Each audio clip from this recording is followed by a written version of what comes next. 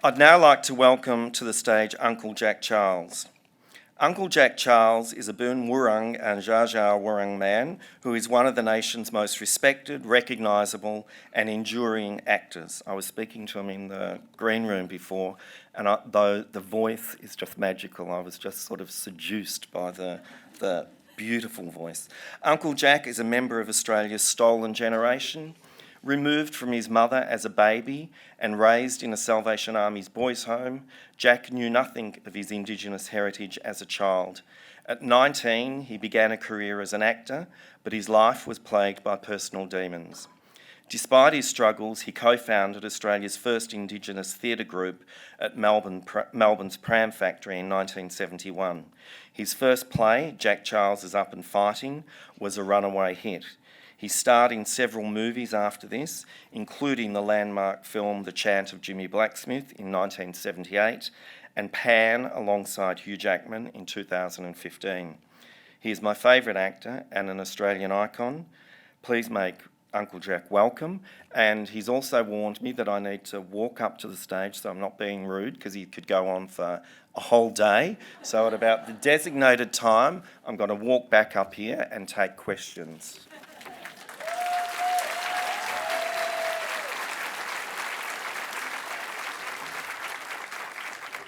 Is it from here? Yes. From there? Oh, you can't see me there, can you? So, that's it. There you go. Voila! Yeah. It's sounding more sexier over the microphone. But I am a proud Boon Wurrung man on my mother's side, Dja Dja Wurrung on my great side.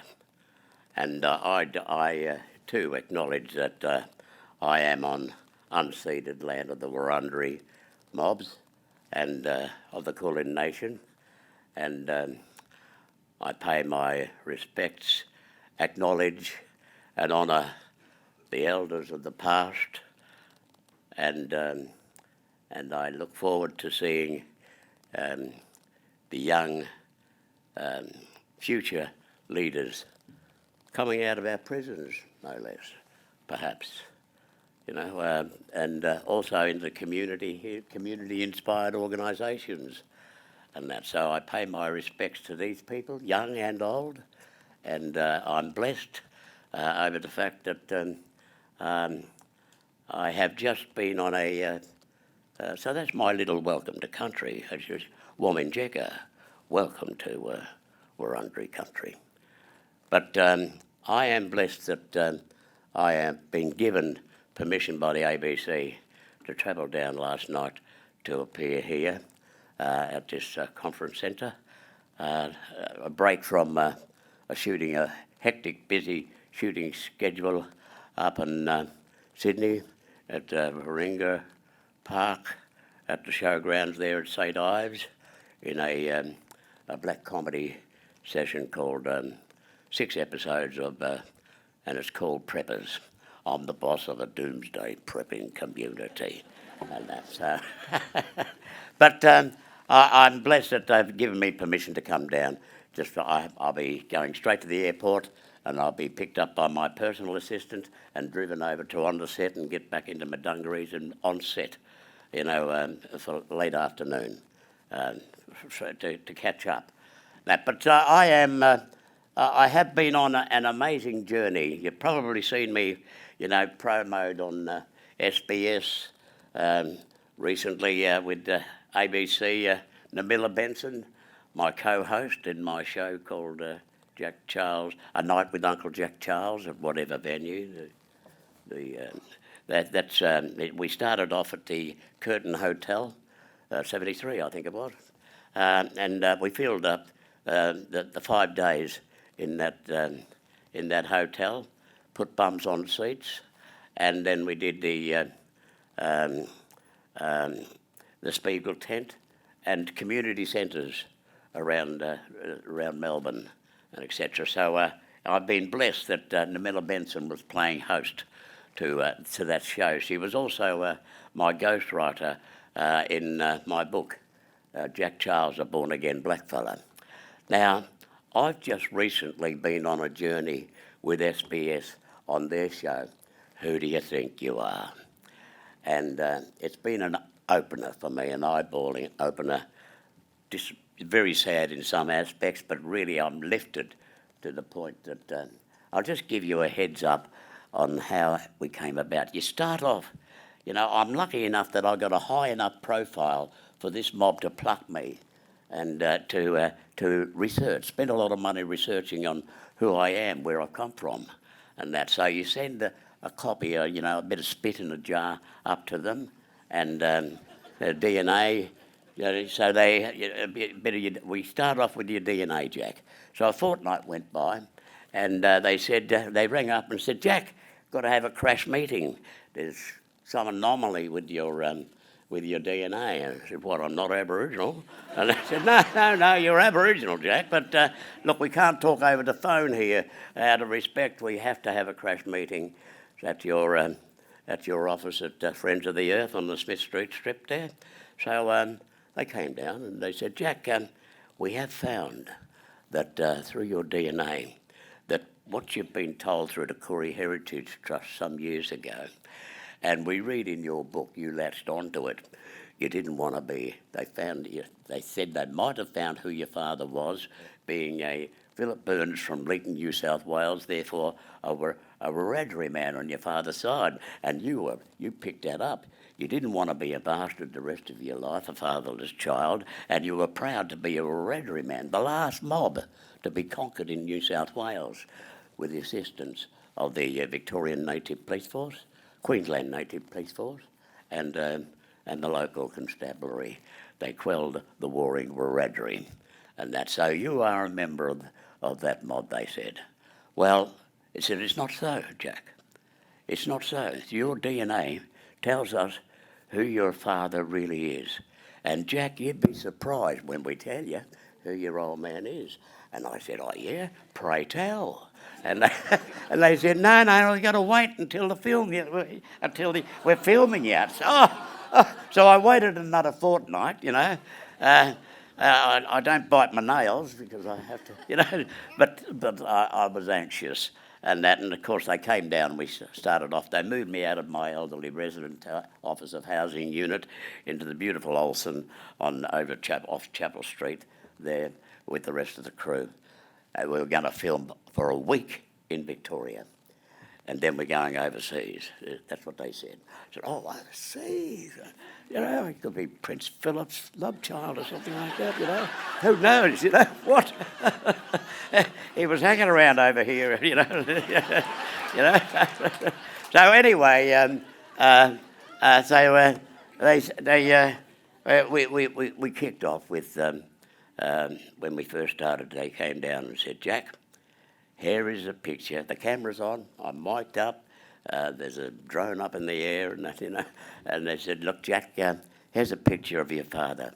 He's a Hilton Hamilton Walsh, and he's a Yorta man, and here he is, and he looked beautiful in white suit, white vest, shoes, standing in front of the Murray River with the riverboat behind him.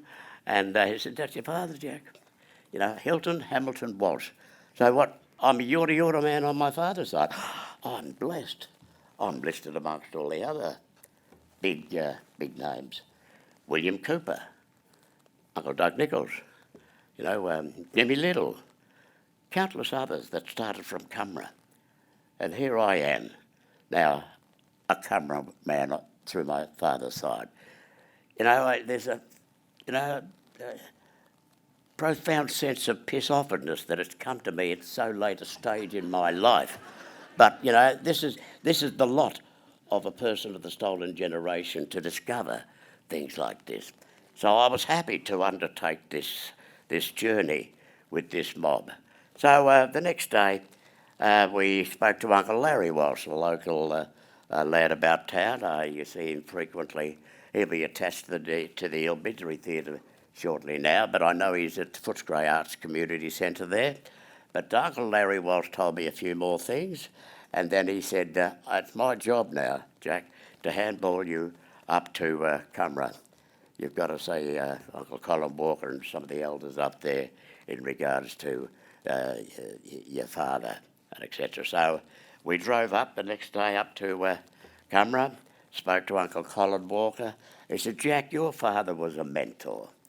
You know, he was a wonderful fella.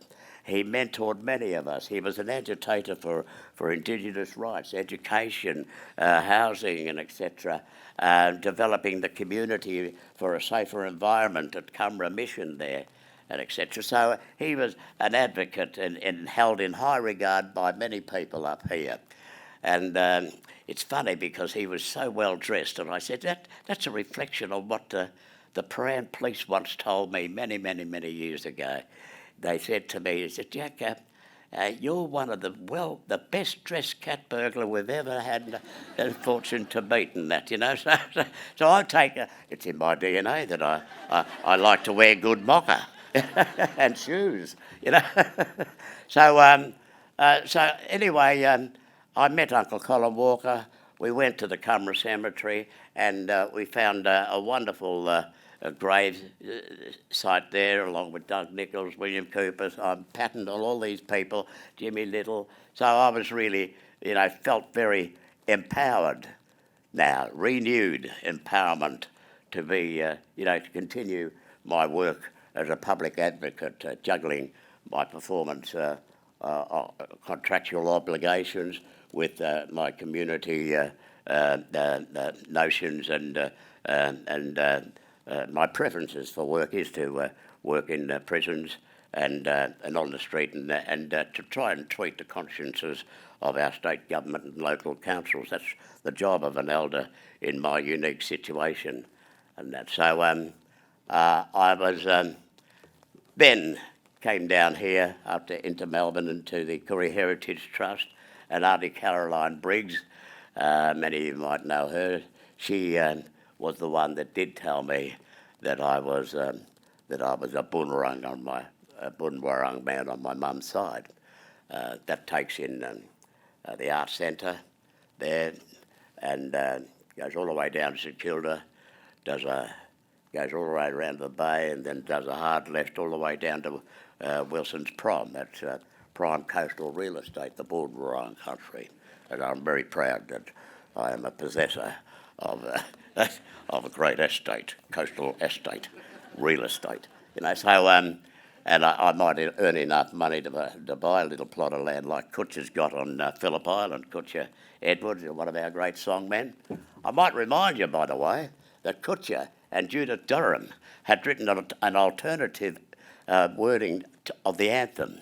Same music, but so Google up Judith Durham or Kutcher Edwards and hear that anthem. I'm pushing to advocate a change in the wording of the anthem. This is genuine, it comes straight from the heart, and that. So now, so Auntie Caroline Briggs handballs me over to Tassie, travelled across the sea to discover my great-great-great-greats. Warrata Mortiena, my great-great-great-great-grandmother, who was a sealer. It was the women's work in those days, before white man came, to kill the seals, not the men. They would cover themselves in seal fat and lie and depressing in the rocks and wait until a seal lumbered up, and then they'd dong them on the head, and that's it, you know. So when the white people came in, they realised that the women, we've got a woman and they'll kill the seals for us. So they decimated the population very quickly. Well, one sealer, a John Briggs, that's where the Briggs name come from, this fella, a free man, a shipwright. He came over, well educated. He came over and latched onto my great-great-great-great-grandmother, Warrior Mortiena, and that. And they had children, and etc. And that when they decimated the population around Devonport, and that they, many of the white sealers took their women, some over to New Zealand and some over to Albany. So John Briggs took my 4 times great grandmother and left her on an island off Albany. And it's an amazing thing to hear all this, you know, to bear witness people who everyone I met on this journey, this 2-week journey, were related to me. So they had information, little tidbits of information to give me in a certain time frame. And so he said, Jack, he left her on the island because the government asked him to come back to chart the entire coast of Tasmania and the islands. And then he was asked to go back to the mother country to build more ships, probably to bring more convicts over, etc. So Warrata Mortiena somehow from that island found herself up in Mauritius. I'm pretty proud to think that, my 4 times great-grandmother was the first Aboriginal world traveller, went up to Mauritius. So the Mauritius people said, what's this woman doing here?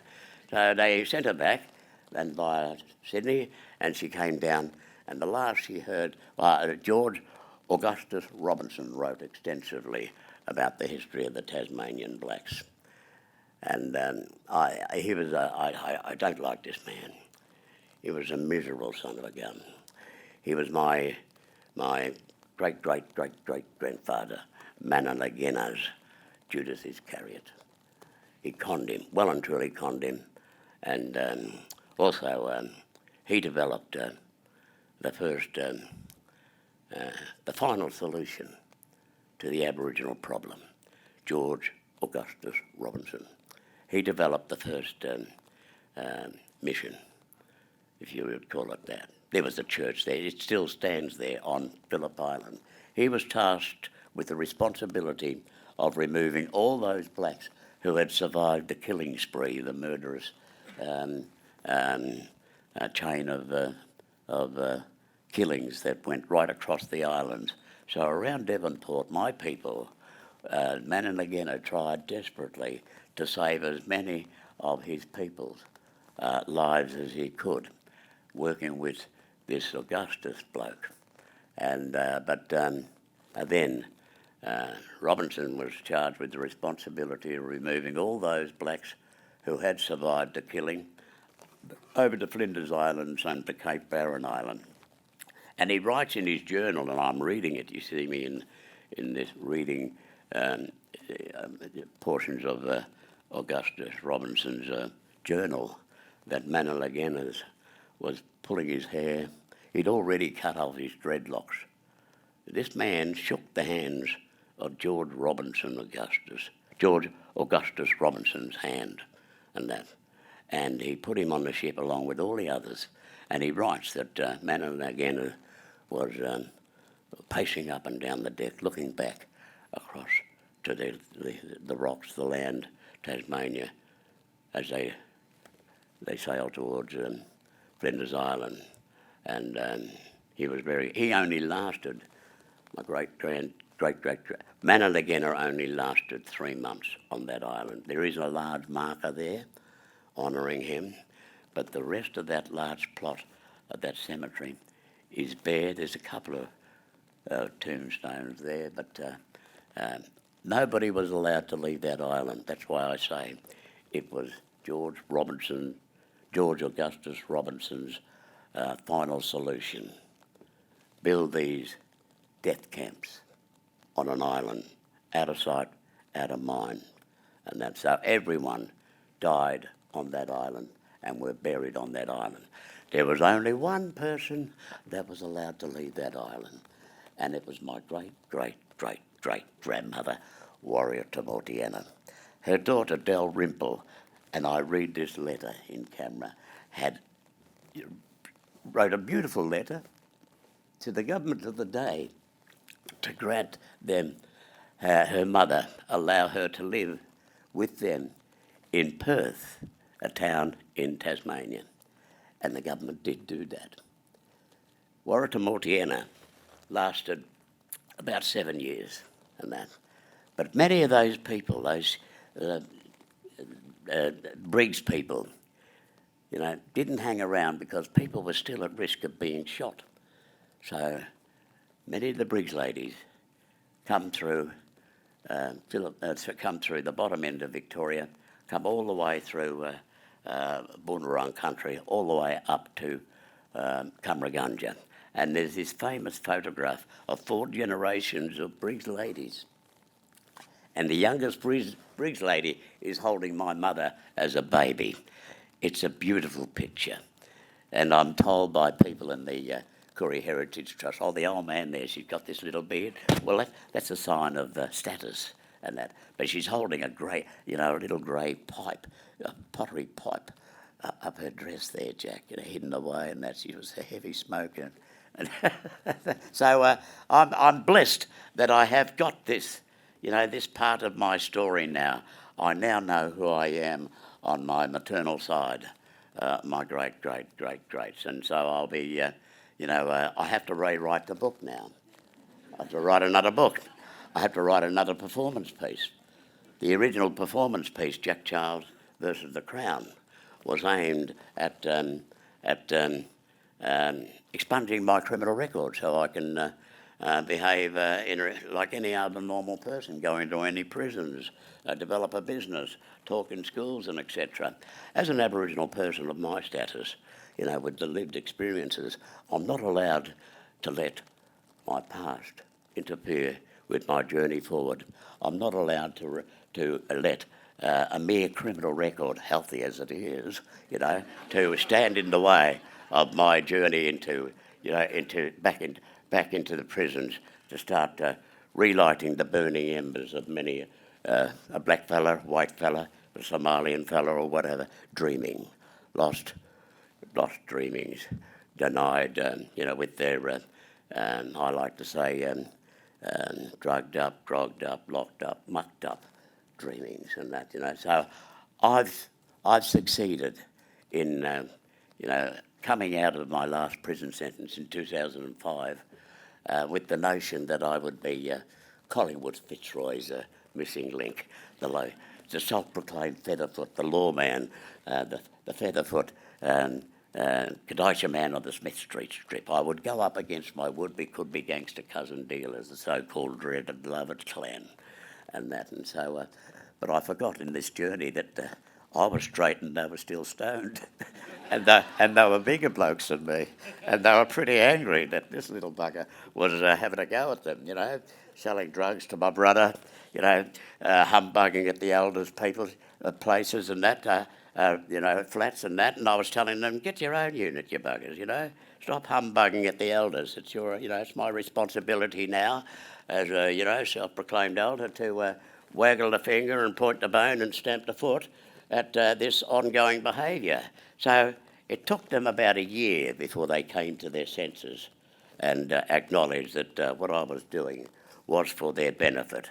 It's, I have status also as a, performer, so everybody honours and respects me for my longevity in the performing arts.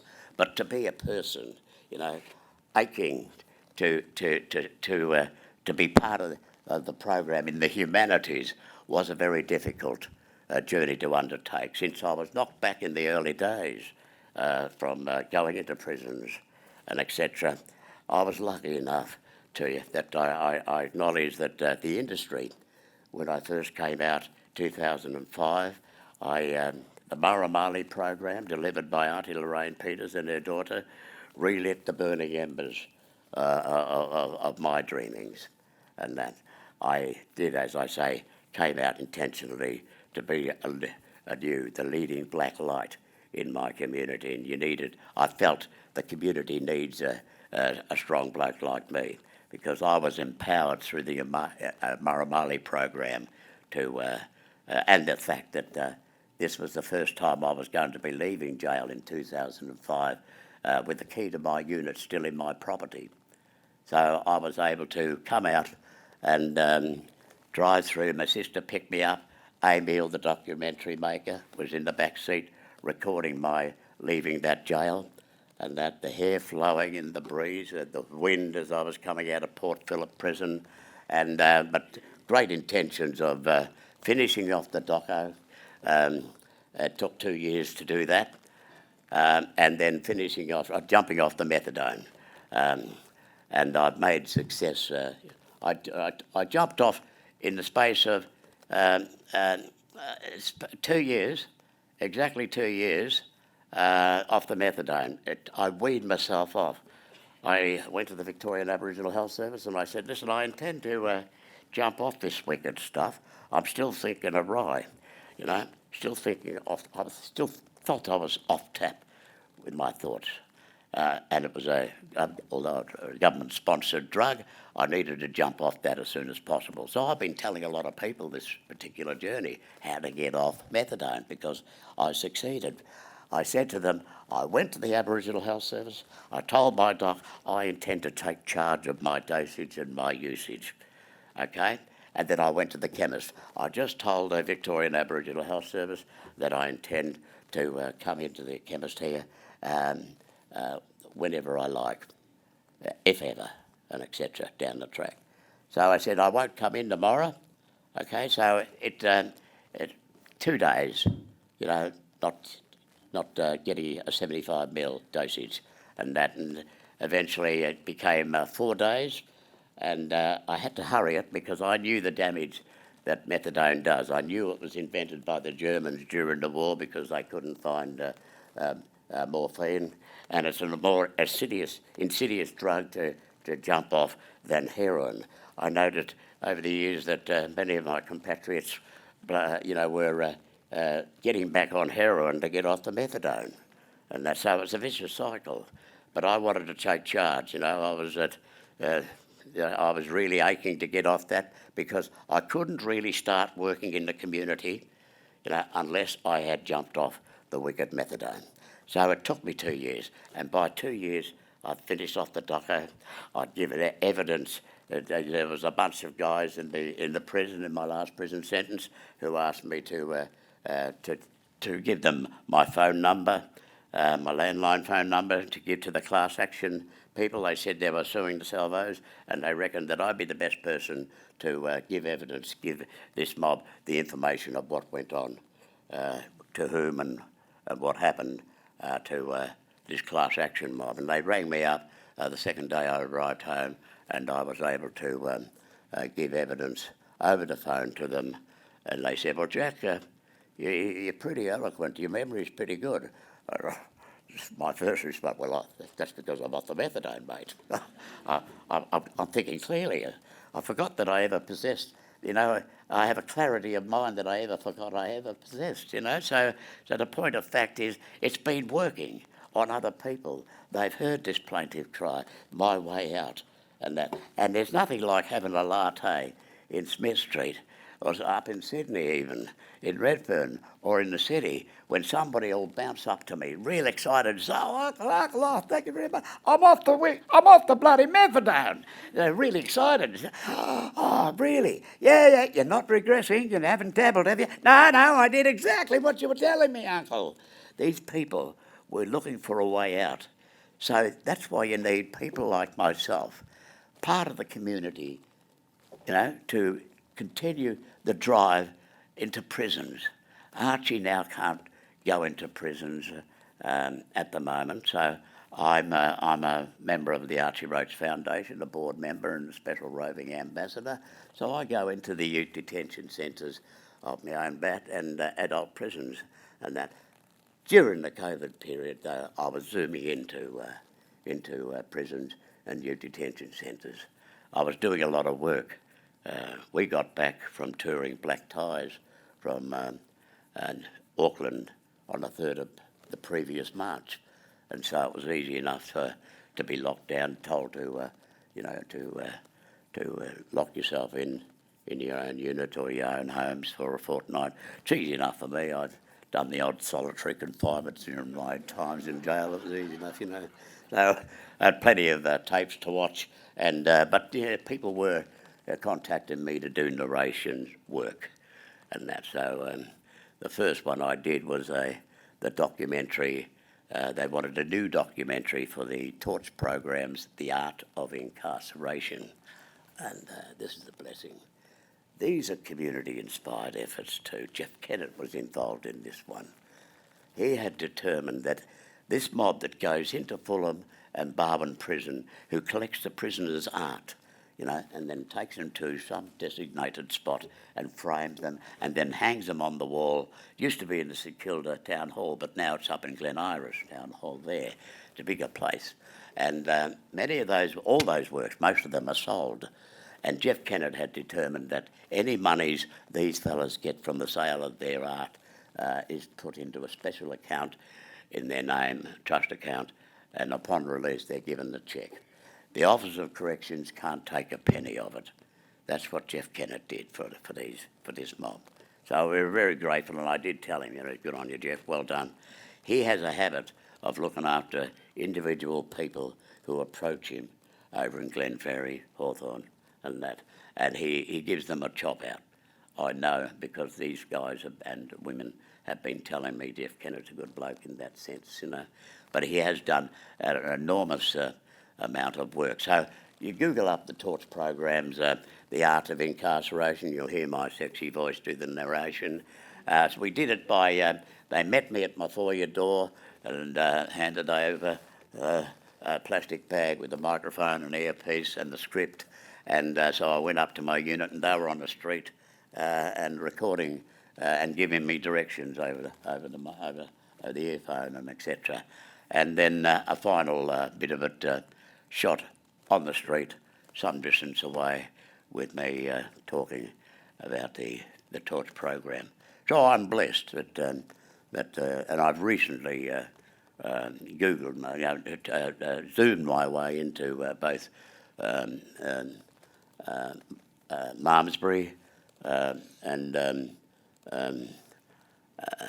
the Geelong facility, and also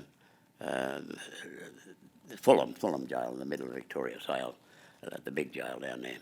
And I've told them that you fellas, be aware. I was given evidence a couple of years ago in Parliament as to the reason why elders believe that certain criminal records could be expunged within the space of 3, 5 and 10 years, some individuals 3 months.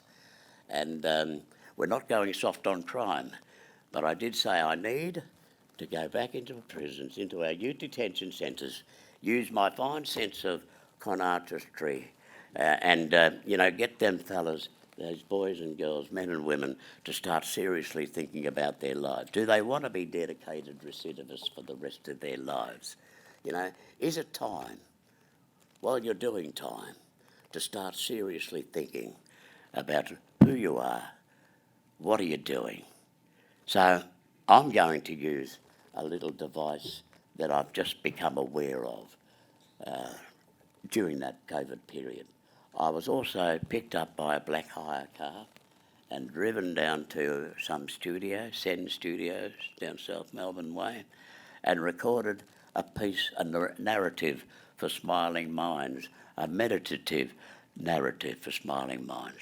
My sexy voice can calm the savage beast of many a worrywart. And that's that, apparently.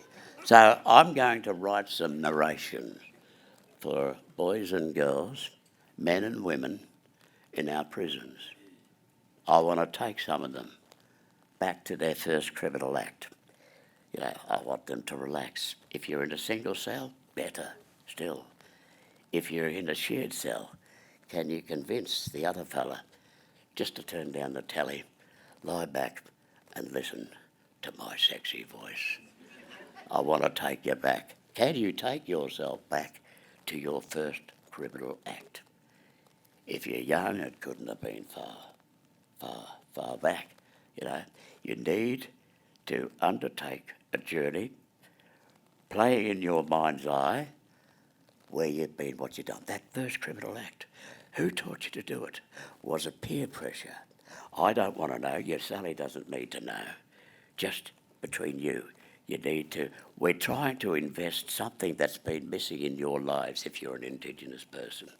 You haven't had the proper elders getting into your brain, the women when you were younger, teaching you bits of law from the women's standpoint, and then being handed over when you're 15 to the men to go up into the bush, up to Hillsville, into the mountains to learn law and etc., culture.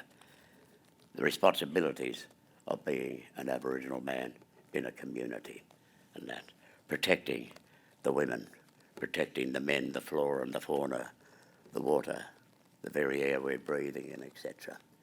So this is what I'm trying to instill at the moment. And I believe community centres right across the state of Victoria can play a huge role in this.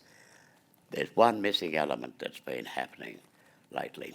I noticed that when our community hubs, our centres, were closed, and I understand why they were closed, Treasury, Auditor Generals were noticing that they didn't seem to be getting any big black bangs out of those black bucks. And people like me were complaining loud. Remember, old thieves, we cry loudest when we see injustice. When I see somebody rip off $4 million from the Aboriginal Health Service in the one whack, I get on my high horse and I waggle my finger and I stamp the foot of the CEO. How can you let this bloke do this? Bought himself a taxi, no less. I'm a whistleblower. Oh yes, I'm blowing my whistle, my trumpet. It's my responsibility as an elder man beyond reproach now, you know. And I can do this because I had the status of being a self-proclaimed elder. Now everybody's latched onto it. They've realised, yeah, I've paid the price. I've done the time. Did the crime, done the time. And now I am a man beyond reproach, you know. And I believe sometimes you have to be, like myself, I always think, you have to be well and truly up yourself to believe that you can be some leading black light in the community, you know. I'm not such a tall whistleblower that you need to, it's a small poppy that you need to cut down. But my words are only fostered because of a desire, a strong desire to share the journey, to believe that people, if given the right avenue, the right words to tweak their conscience, and that it might work on others, that there is maybe it is time for me to start pulling up and thinking of a new way out of my predicament. If Uncle Jack tells me this is the way to go, well, I believe I should follow suit. That's what I'm thinking. And I have had a lot of people come up to me on the streets, Redfern, down here in Melbourne, and they're seeking a chop out, not only with monetary wise, but also, you know, where can I go, and etc. So I'm directing them to all different places, etc. So it's my responsibility as an elder to be, the leading black light in my community, and that's what I've seen to have become. Thank you very much.